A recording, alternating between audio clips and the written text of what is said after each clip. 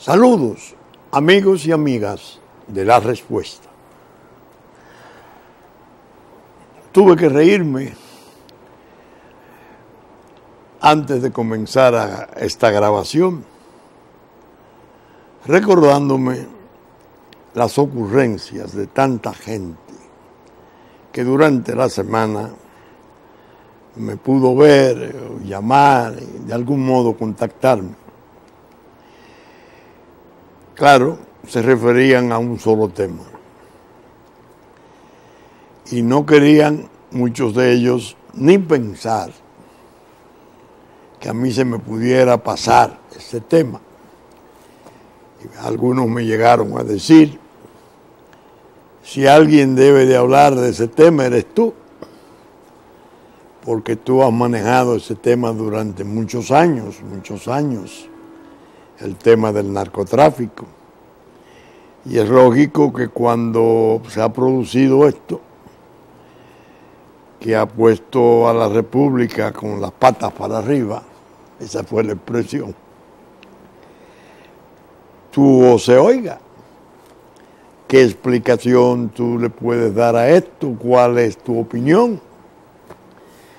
A ellos y a todos ustedes, claro está, mis queridos fans, seguidores de La Respuesta, tanto aquí como en el extranjero, particularmente en la costa este de Estados Unidos, donde hay tantos buenos amigos.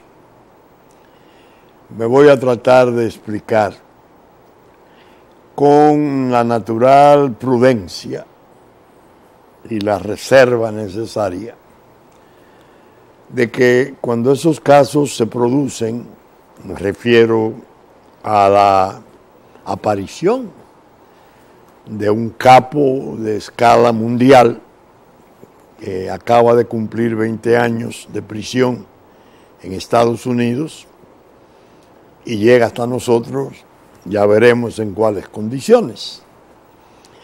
Cuando se va a hablar de una especie como esta, compleja, extraña, que tiene sus áreas misteriosas, se corre el riesgo de que por falta de información se caiga en la especulación. Y la especulación puede ser sabia, pero es peligrosa, es insegura, porque expone mucho al error. Es decir, que voy a decir las cosas con esa prudencia. Evidentemente, al país se le ha propuesto con este nuevo hecho una prueba fuerte. Nosotros, como respuesta, podemos apreciar quizás mejor el por qué la sociedad nuestra está tan desagradada, tan asombrada de esto que se produjo. Porque en la respuesta a estos temas se tratan. Y yo, antes de comenzar a hablar del hecho mismo, ¿por qué viene Augusto Willy Falcón, después de cumplir 20 años, en un avión con 60 dominicanos más, deportado? ¿Por qué viene desprovisto de identificación? Al decir de la Autoridad de Migración y Extranjería, no pasó por migración, traía o no su nombre, no lo sabemos. Ya hablaremos de eso, atendiendo a las versiones contrapuestas, se puede decir, que ha dado el gobierno. Porque ha habido una versión de la inteligencia del gobierno y una versión de la política del gobierno. Uno diciendo lo que el otro no dijo, quizás contra lo que el otro dijo. Ya me explicaré. ¿Por qué la respuesta yo la traigo y la siento en la mesa de esto? Y digo que tiene derecho a reclamar mérito al tratar estas cosas. Vamos a ver esto. Vamos a ir dándole edad al conflicto. Este tiene una edad enorme porque data de los años 80, 90, principios de siglo. Bueno. Pero hubo un dato que nosotros estuvimos comentando mucho, que es el que yo quiero usar de contexto.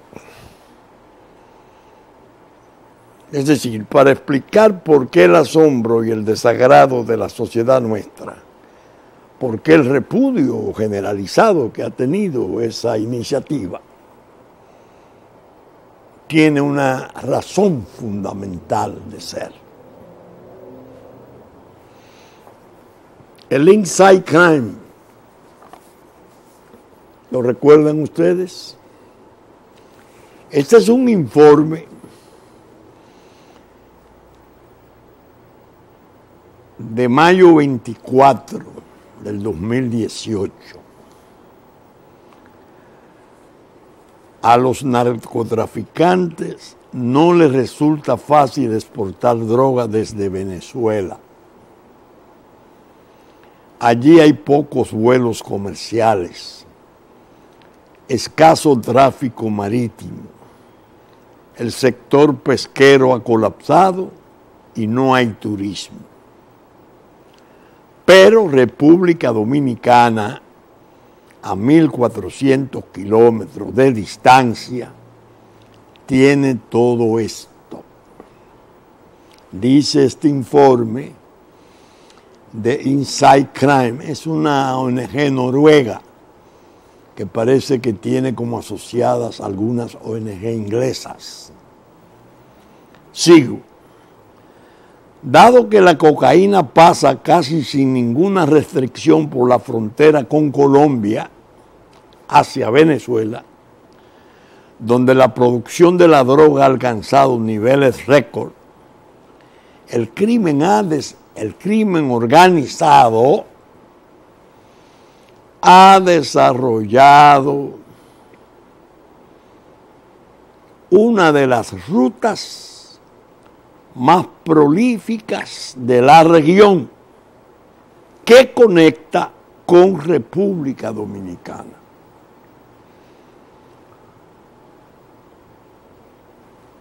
Si bien hay algunos vuelos ilegales que van y vienen, la mayor parte de la droga cruza por el Caribe en lanchas rápidas. La isla ofrece el comercio de drogas algunos de los mayores puertos de contenedores del Caribe. Un sector turístico activo, con vuelos comerciales por todo el mundo y un floreciente sector de bienes raíces y servicios bancarios dispuestos a lavar narcodólares.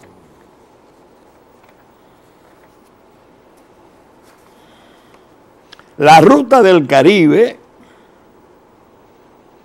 se había venido a menos desde los frenéticos días del cartel de Medellín, cuando Pablo Escobar y sus socios usaban la isla de Cayo Norman en las Bahamas para reabastecer de combustible los aviones cargados de cocaína con destino a Estados Unidos. A mediados de los años 80, más del 75% de la cocaína incautada en camino hacia Estados Unidos era interceptada en el Caribe. Hacia 2010, esa cifra había bajado al 10%. Mientras que Centroamérica registraba más del 80% de las incautaciones. El resurgimiento de la ruta del Caribe se explica por dos factores. El aumento de la inversión de Estados Unidos en la guerra contra las drogas en Centroamérica y México, y la creciente importancia de Venezuela como centro regional de la cocaína. Estados Unidos ha invertido recursos en la iniciativa Mérida en México, que comenzó en 2008, y en la iniciativa regional de seguridad para Centroamérica, que ha estado transfiriendo fondos principalmente a los países del Triángulo Norte, El Salvador, Honduras y Guatemala. Esto también ha afectado el tráfico aéreo de cocaína entre Venezuela y Honduras. Honduras y Venezuela. Golpe de Estado y tráfico aéreo de cocaína. Léase en ese informe. Lo que ha hecho que se envíen más cargamentos por las altas aguas del Caribe. Si bien Estados Unidos estableció iniciativas de seguridad en la cuenca del Caribe en 2010, a esta se le ha dedicado menos recursos y atención, por lo que no se ha logrado detener el creciente comercio de cocaína a través del Caribe. Este artículo o informe es parte de una investigación sobre el crimen organizado en Venezuela. El Departamento de Estado de los Estados Unidos ha identificado a la República Dominicana como uno de los principales países de tránsito de los cargamentos de cocaína que se dirigen hacia el país del norte, principalmente mediante el tráfico marítimo, que incluye el uso de lanchas rápidas y contenedores comerciales como el principal método para el tráfico de drogas desde y hacia la isla. También fue identificado por las agencias europeas como el país de tránsito utilizado con más frecuencia por los cargamentos, para los cargamentos de cocaína con destino a Europa. ¿Por qué República Dominicana? República Dominicana se asienta en el corazón del Caribe. Es el país más poblado de la región, con 10 millones y medio de habitantes, y es el que tiene la economía más fuerte. Unos 5 millones de turistas ingresan al país a través de los aeropuertos internacionales y en las decenas de cruceros que llegan a sus puertos cada año. Desde el punto de vista comercial, los 6 puertos de la República Dominicana lo convierten en un centro regional para el transporte marítimo. Algunos de estos puertos tienen la capacidad de recibir buques Neopanamax, los más grandes que pueden cruzar por el canal de Panamá. Santo Domingo es una de las ciudades más antiguas y grandes del Caribe, con un área metropolitana donde viven casi 3 millones de habitantes. Cuenta con hoteles de primera clase, resorts, restaurantes y casinos, todo lo que desean los nuevos narcotraficantes. República Dominicana tiene por lejos la economía y el PIB más grande del Caribe, junto con un mercado inmobiliario en auge que ofrece muchas oportunidades para el lavado de dinero. El país tiene múltiples rutas que puedan ser utilizadas por los cargamentos de cocaína. Para el mercado estadounidense está Puerto Rico, a solo 381 kilómetros de distancia. Si los traficantes logran ingresar cocaína a Puerto Rico, territorio de Estados Unidos, es fácil llegar a tierra firme, dado que está dentro de las barreras aduaneras estadounidenses. Algo similar ocurre con los territorios franceses, Martinica y Guadalupe, etcétera, etcétera. Otra razón por la que la República Dominicana es uno de los países de tránsito favoritos de los traficantes de cocaína es la creciente sofisticación de las organizaciones de tráfico de drogas. OTD. Las estructuras criminales dominicanas solían servir principalmente como transportistas para organizaciones de Colombia y México. Ya esto ha cambiado. Las OTD dominicanas han entrado a las grandes ligas. Hoy en día, los dominicanos están comprando cocaína en Venezuela, contratando a los venezolanos para hacer el peligroso viaje por el Caribe y tomando el control directo de los cargamentos una vez llega a la isla. Pero su trabajo no se detiene ahí. Estas OTD, organizaciones de tráfico de droga, pueden llevar droga hasta la costa este de Estados Unidos. Allí la gran diáspora dominicana vende las drogas, incluso a nivel minorista. Eso significa que los dominicanos controlan actualmente una gran parte de los eslabones de la cadena de la droga y pueden maximizar las ganancias por kilogramo. Los dominicanos, trabajando con los carteles colombianos y mexicanos, también actúan como intermediarios para las mafias internacionales que buscan obtener grandes cargas de cocaína. Las agencias internacionales de inteligencia de Santo Domingo han llamado la atención sobre la creciente presencia de figuras del crimen organizado ruso. Fuentes de los organismos de seguridad de Estados Unidos reconocen la creciente importancia y el alcance de las organizaciones de tráfico de drogas dominicanas y dicen: tenemos actualmente, atender a esto que se refiere al tema, puede referirse. Tenemos actualmente 4 o 5 casos de grupos dominicanos de alto nivel que llevan cantidades significativas de droga a Estados Unidos, declaró una fuente que bajo la condición de anonimato. República Dominicana es inmensamente atractiva para los venezolanos. Entonces habla del exilio, cómo ha venido el exilio venezolano. Sin embargo, esta situación cambió después que el presidente Nicolás Maduro asumiera el cargo y el país se hundiera en una crisis económica en 2013. Los primeros en llegar fueron los venezolanos de clase media y alta clase, que bueno, va describiendo el exilio venezolano. Y dice, en realidad,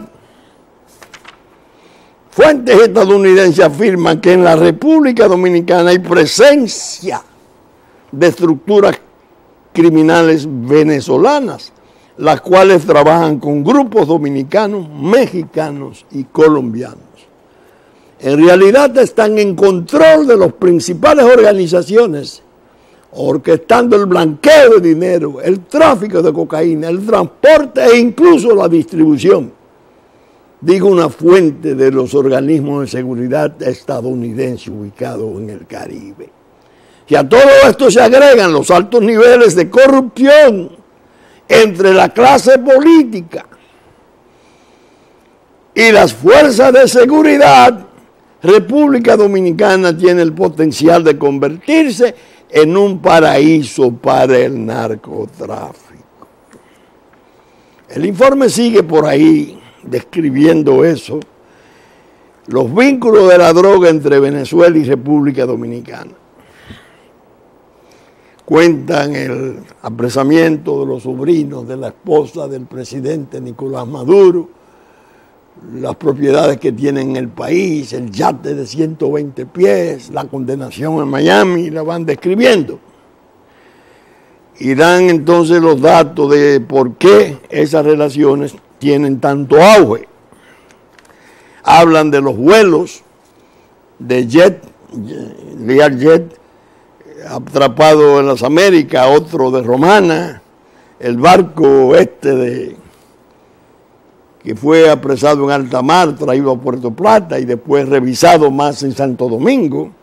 Bueno, Lo más interesante es que la gran mayoría de las incautaciones de cocaína se realizan en ruta hacia República Dominicana. Esto significa que una vez en la isla, el crimen organizado logra transportar y exportar los cargamentos de droga con relativa facilidad y seguridad, lo que sugiere que existe corrupción en los altos niveles de los organismos de seguridad locales, en el Organismo Nacional Antidroga y en las autoridades portuarias, incluso quizás con protección política. Casi todas las fuentes consultadas están de acuerdo con esto, pero fueron reacias a declararlo como parte de la entrevista. Entre más tiempo permanezca activa esta ruta de cocaína, más sofisticadas y poderosas se volverán las OTD dominicanas y venezolanas. República Dominicana no es ya solamente un punto de transbordo, sino un lugar donde las mafias internacionales pueden comprar grandes cantidades de droga. Eso significa que República Dominicana se convertirá en un centro cosmopolita del narcotráfico, con una creciente presencia criminal venezolana. Ya hay evidencia de que las OTD locales no se limitan a considerar operaciones nacionales, sino que tienen socios en muchos países diferentes que pueden modificar sus patrones de tráfico y sus modos operandi para evitar ser detectadas por las autoridades. Con ese diagnóstico de mayo, de hace unos meses, que nosotros hemos leído y hemos comentado aquí, cuando se produce el ingreso de este hombre, que está en libros, porque él, como su socio Sal Magluta, que está condenado a perpetuidad, fueron los que crearon el cartel de la Florida, fueron los que inspiraron aquella película de Miami Vice, le llamaban los Cowboys,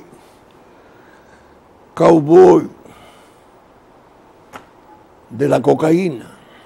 En el 90-91 hubo 573 asesinatos y en el 81 619 asesinatos. Bueno, una cosa espantosa. A este lo condenaron a 20 años, cumple los 20 años y viene, lo trae en las condiciones en que vamos a explicar ahora. Entonces uno puede decir, caramba, ¿cómo es posible que un informe como este de Inside Crime, de carácter internacional, delicado, porque es regional el enfoque, no solo República Dominicana, sino también Venezuela, se pueda admitir que puedan darle asilo, residencia a ese sujeto Augusto Willy Falcón? ¿Por qué? ¿Por qué? A un amigo abogado que me preguntó específicamente ese por qué, yo dije, mira, eso es muy complejo, determinar cómo el Estado nuestro, el gobierno nuestro, le dio cabida a esa solicitud de Estados Unidos. Debió de reprenderlo. Debió de decirle a la propuesta de la agencia que es la CIA. No, aquí no. Aquí no, porque nosotros tenemos muchos conflictos. Y si a esos conflictos vamos a agregar este descrédito de escala mundial, porque lo que van a reputar un paraíso, lugar de descanso y seguridad para esta gente que se sabe bien que es un tipo de actividad del cual no se sale. Se dice se sale con la cárcel o con la muerte. El presidente de la República tiene, conforme al artículo 128, en los acápites K y L, la autoridad de expulsar al extranjero indeseable sin tener que justificarlo, o de impedir que el indeseable llegue. ¿Cómo? Sí. Observa que en el L del 128 de la Constitución dice: prohibir cuando resulte conveniente al interés público la entrada de extranjeros al territorio nacional. Este hombre, con ese background, con esos antecedentes, que ya veremos por dónde va el asunto, no es una presencia tranquilizadora. Ahora bien, ¿dónde se ha emborronado el asunto aún más? ¿Por qué valga la redundancia, se hace tan escurridizo, tan difícil de identificar? Porque del gobierno, la inteligencia, el DNI, el almirante Sigfrido Páez Pérez, se responsabilizó desde el principio. Y dijo: no, una petición de una agencia norteamericana, se entiende que es la CIA, que tiene incluso oficinas en la propia edificación donde opera el DNI.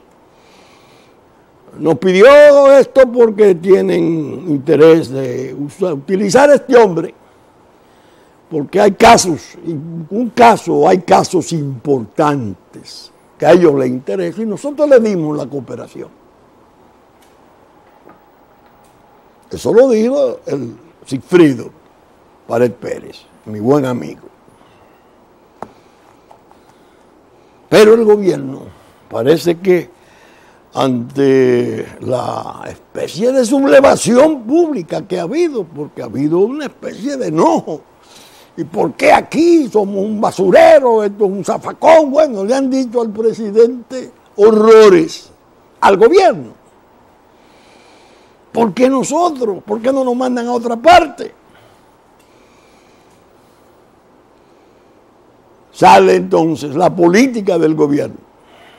Ministro del Interior, Procuraduría General de la República y, naturalmente, la dirección de la Policía Nacional en un comunicado escueto conjunto. Y desmienten o desmontan la versión de que es residencia lo que se le ha otorgado. Que no, es transitorio en lo que se investiga su caso. Bueno, no sabían nada.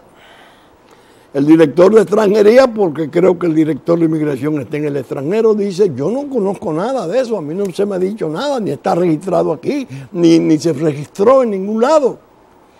Ha entrado clandestino. El gobierno entonces como que se fractura lo que es la inteligencia operativa del DNI con la política de los demás departamentos. El canciller tampoco lo sabía. Sí dijo al principio, hubo un acuerdo con Estados Unidos. Sin embargo, la señora embajadora norteamericana dijo: no, yo no tenía noticia de eso. Yo no tenía información de eso. Esos son los dominicanos que deben de explicarlo. Como ustedes advierten, se ha armado un remolino de versiones y de cosas turbias que a la conciencia pública nacional le afecta. Le aumenta la irritación y sobre todo da la oportunidad de la murmuración.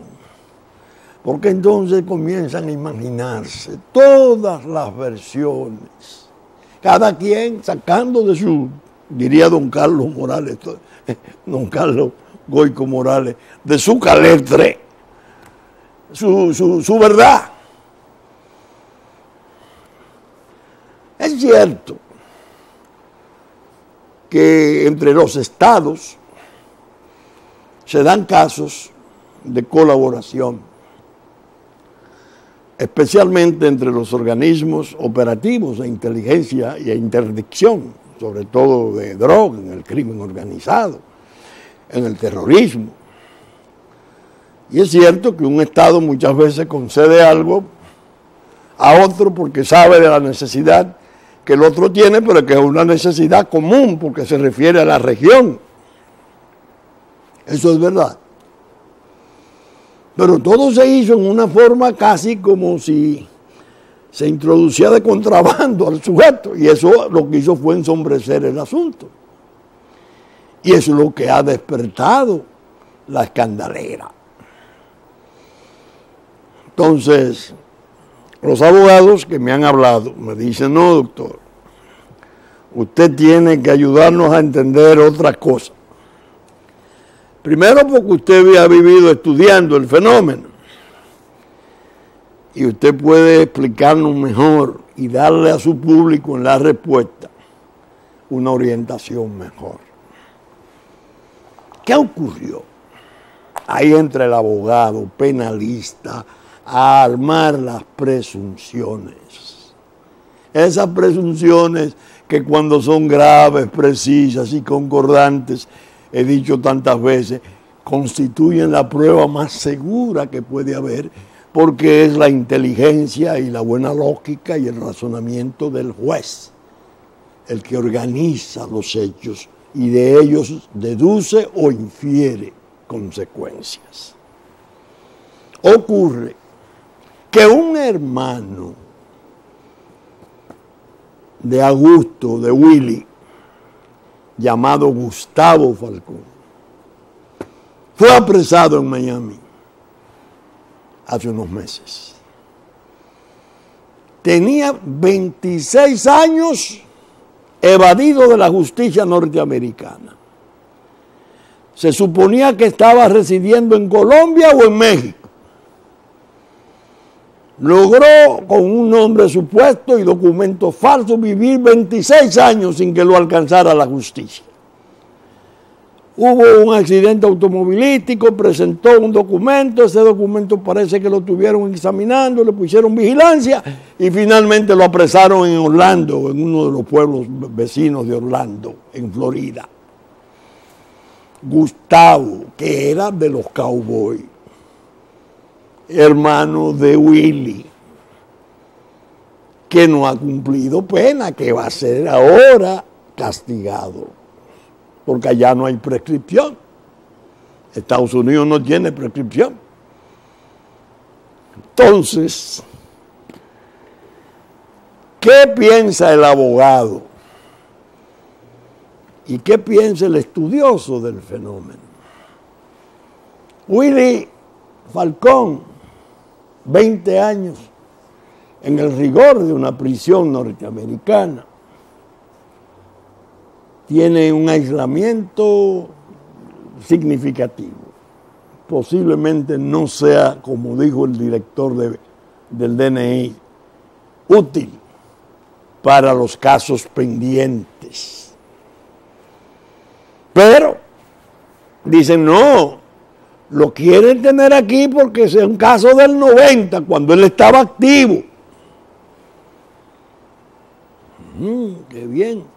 Y había que darle residencia como premio.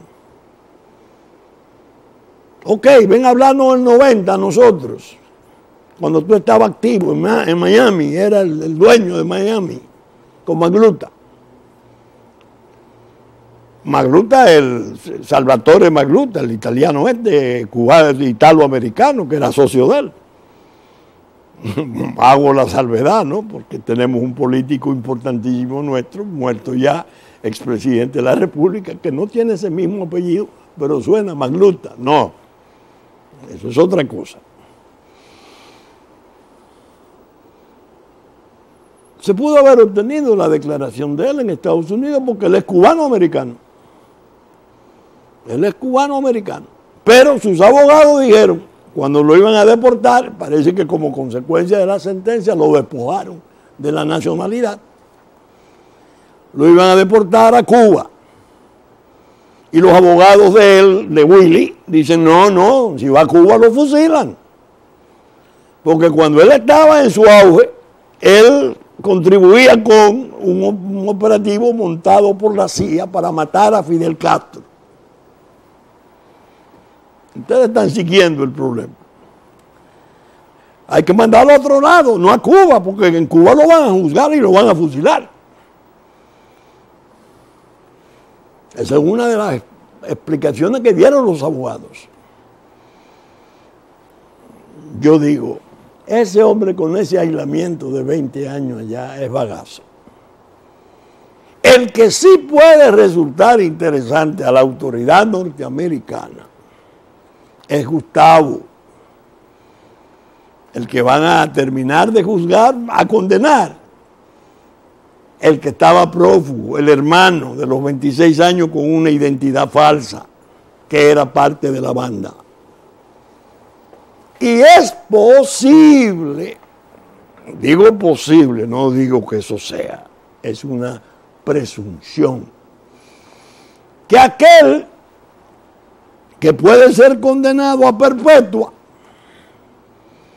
le haya puesto como condición a los fiscales norteamericanos: manden a mi hermano, no lo manden a Cuba. No lo manden a Cuba porque lo van a fusilar. Ahora, ustedes quieren que yo coopere, yo voy a cooperar. Y yo voy a hablar porque yo sí estaba suelto durante esos 26 años. Y ustedes creían que yo estaba en Colombia, y es verdad que estuve en Colombia, es verdad que estuve en México, y es verdad que tuve actividad durante esos 26 años. Yo sí puedo dar datos, porque hasta ahora que ustedes me hicieron prisionero, yo gozaba de libertad. Entonces es posible que dentro de un trato con los fiscales norteamericanos,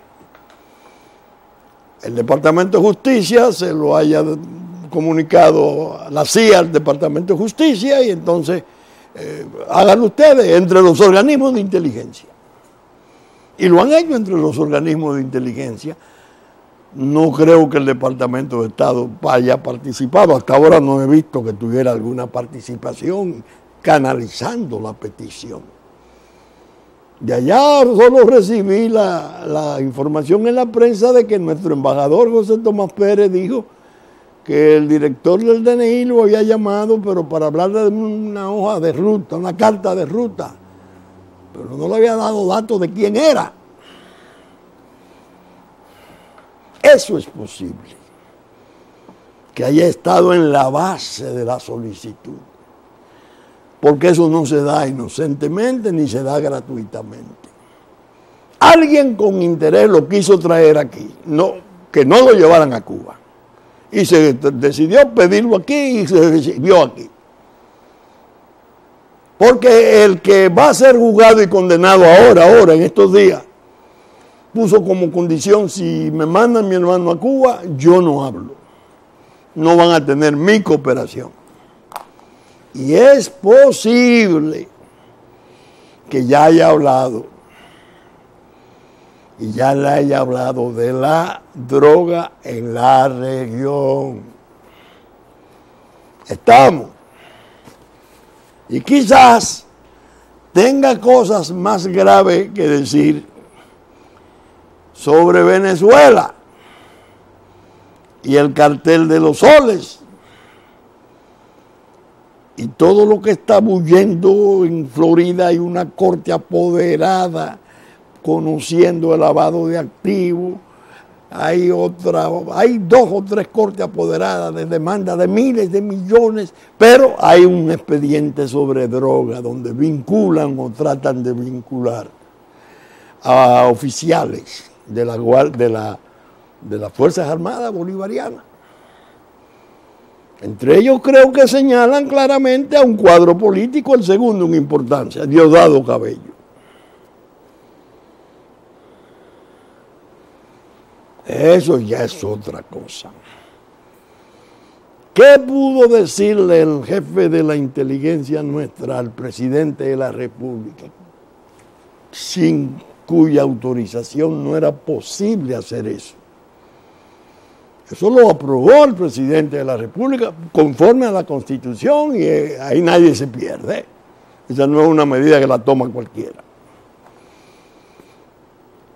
¿Qué intimidad, qué tipo de secreto le pudo dar el jefe de la inteligencia al jefe del Estado para consentir ese procedimiento. Eso es lo que va a permanecer medio en la sombra hasta que se sepa si Gustavo ha cantado. Si Gustavo, al ser condenado allá, va a recibir una pena benigna, porque ya exigió un premio, el premio de que su hermano no fuera enviado a Cuba, porque podía ser fusilado. Óigame, es pesado el asunto, es pesado. Hay un asunto, hay precedentes en la República Dominicana que lo han estado manejando en una forma no de mala fe, pero sin información suficiente. Por ejemplo, aquí hubo 4 o 6 etarras acogidos por el presidente Balaguer a solicitud del gobierno español, porque se estaban llevando a cabo unas conversaciones de paz para desarmar y retirar a ETA, que había cometido ya gran parte de los 980 asesinatos que cometiera. Y parece que el presidente Aznar le pidió al presidente Balaguer que lo acogiera porque en África del Norte, donde lo tenían, no era seguro. Y lo trajeron aquí. El DNI lo cuidaba. Es más, estando en la presidencia el presidente Fernández y yo su asesor, ETA, estamos hablando de ETA, estamos hablando del terrorismo, no de la droga, del narcotráfico, ETA. Yo fui a España, me encomendó el presidente Fernández a visitar, que visitara ya un mandato de él expreso con carta de credencial explícita, para decirle al presidente Aznar que de los 4 ETA que quedaban, solo le podían conceder entregar los 3 hombres, no a la mujer. El presidente Fernández no quería a la mujer entregarla,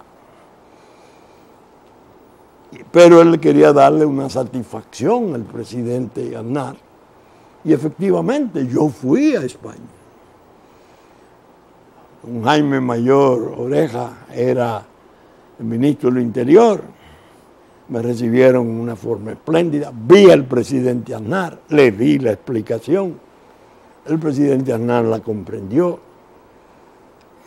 El presidente tenía, la mujer no, creo que se llamaba Belén González, y entregaron a los otros para allá.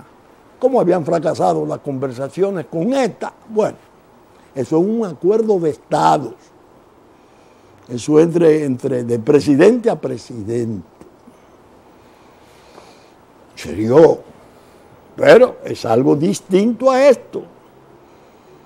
Primero, el tipo no es una persona, una ficha importante, no es un tipo que tuvo un traspié y lo condenaron. No.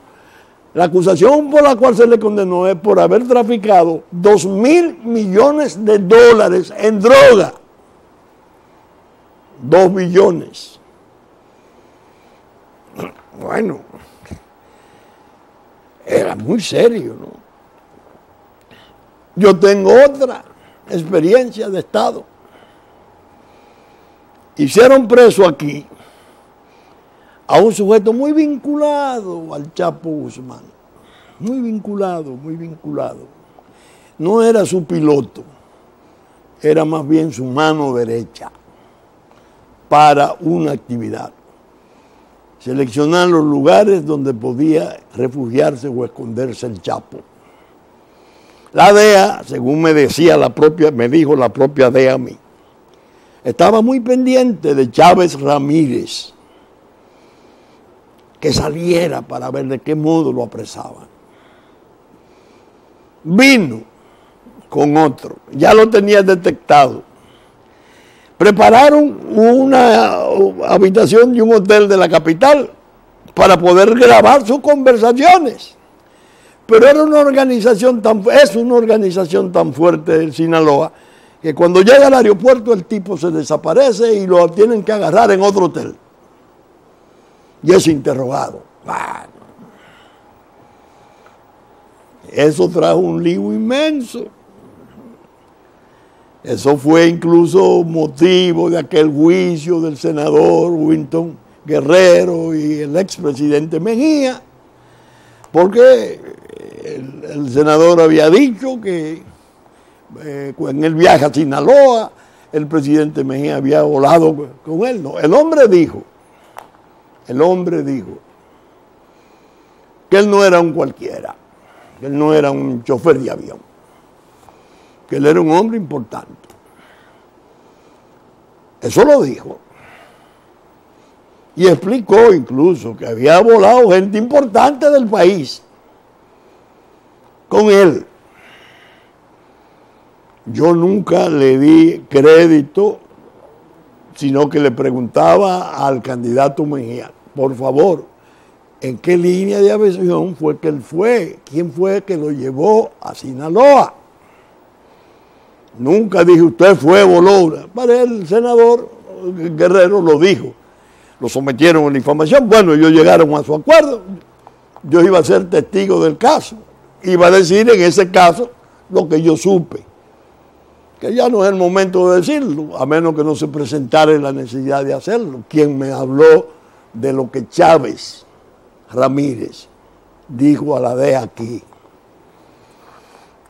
¿Qué se presentó? Que lo expulsaron a él y a su compañero. Pero lo hicieron en una forma convenida con el propio Chávez Ramírez. A México se va, pero por Miami. No directo, porque no había vuelo directo. En Miami lo estaban esperando. Según me dijo un oficial de DEA luego, él le dijo, yo voy a estar más seguro en Estados Unidos con ustedes, porque si yo vuelvo a México ahora, voy a correr mucho peligro. Es decir, que era como una especie de coordinación. Mándenme por Miami, háganme preso en Miami, que yo voy a hablar. No sé si habló, no sé si está sometido al estatuto de testigo protegido, pero era un hombre clave del Chapo, que están jugando ahora en Nueva York y se están saliendo cosas increíbles. ¿Qué pasó? Que fuimos a Cartagena. Yo fui en la comitiva con el presidente Fernández. Iba el Procurador General de la República, mi buen amigo Radamés Jiménez. Cuando estamos comiendo con el presidente Fernández, me dice el procurador, le dice el procurador al presidente, ahí está la procuradora de México, regada, porque el procedimiento que se usó con ese Chávez Ramírez fue anómalo, porque tenían que enviarlo al país de origen, no a través de Miami, donde lo iban a detener. Entonces yo le digo a Radamés, si tú quieres, dile a la procuradora que tú tienes que hable conmigo, que yo le voy a decir a ella por qué se hizo así. No sé si Radamés cumplió ese encargo, pero ella estaba molesta. No he hablado nunca con el presidente Fernández sobre esa operación, porque son operaciones de cosas de Estado, uno no puede estar de indiscreto. Yo presumo que el presidente Calderón de México dio algún tipo de aprobación a que se hiciera así, porque son operaciones que se tienen muchas veces que hacer al margen de la ley estricta de las normas, porque el crimen organizado tiene 1000 medios para burlar la ley. Y la autoridad que lo combate entonces tiene que hacer una serie de cosas, a veces caer en ponerse fuera de ley, porque esto estaba fuera del procedimiento. Como ustedes advertirán, yo he querido hacer de esto una especie de reflexión, no afirmar nada terminante, porque eso es especular. En eso hay que ser cauto, no atribuir. ¿Qué va a ocurrir con los Falcón? El Falcón de Miami, que está para ser condenado a perpetua, que operó los últimos 26 años en libertad, aunque con otro nombre, intercedió en favor de su hermano que cumplía condena para que no lo mandaran a Cuba. Los fiscales norteamericanos entendieron que sí que era pertinente. Se valieron de CIA para que CIA a su homólogo de aquí, que es la inteligencia nuestra, le pidiera el favor. Fueron razones como esas las que pudieron convencer al presidente para que aprobara ese paso. Pero el desagrado público es válido, porque el procedimiento no fue correcto. Pero no se podía hacer en forma abierta. Entonces crea la sensación de la turbidez, de la oscuridad, y como dije, es fatal porque da pie a todas las murmuraciones y a todas las bajezas, que también hay de todo, y gente que le saca o le quiere sacar beneficio político a cualquier situación que se presente. No, eso hay que tratarlo con prudencia y responsabilidad. Si yo hubiera estado en las funciones de asesor en política de droga del presidente Medina, yo me imagino que esa situación posiblemente me lo hubiera consultado. Entonces, ¿qué le hubiera yo podido decir? No, presidente, no. Espérese, este es un pájaro de cuenta, esto es muy grave, que lo lleven para otra parte. Tenemos informes internacionales muy severos contra nosotros. No. Para eso que se tienen los asesores. Bueno, pero de todos modos ese es un buen deseo de algo que no puede ser posible. Bien, saben ustedes que estamos saliendo por Supercanal a las 11 de la mañana de domingo, nuestra versión central, canales 33, 3 del cable, que ya nos anticipó Cinevisión, canal 19, 6 de la mañana de sábado, que asimismo Telefuturo, canal 23, después de las 8 de la mañana, de la misa de San Antonio, de 8 a 9 del domingo. Musavisión, TV Plata de Puerto Plata, 10 a 12 del mediodía de domingo. Telenor, 12 del mediodía y 6 de la tarde de domingo, San Francisco de Macorís. Teleimpacto, mediodía del domingo, 12 del día, 9 de la noche de domingo. TDI, canal 51, 7 de la noche de domingo. Saben ustedes además que nuestros contenidos son reproducidos en parte por Diario Horizonte de New York, Diario Digital Dominicano, la radiodifusión a cargo de Radio Real de La Vega, Hit 92, 6 de la mañana de domingo, la radiodifusión de Radio Real de La Vega, 11 de la mañana, nuestra versión central, y los canales amigos de Constanza, Sabaneta, Montecristi, Higüey y Romana, que en los tiempos pertinentes reproducen nuestros contenidos. Con la gracia de Dios esperamos estar con ustedes el próximo fin de semana en una entrega de una nueva respuesta. Muchas gracias y hasta entonces.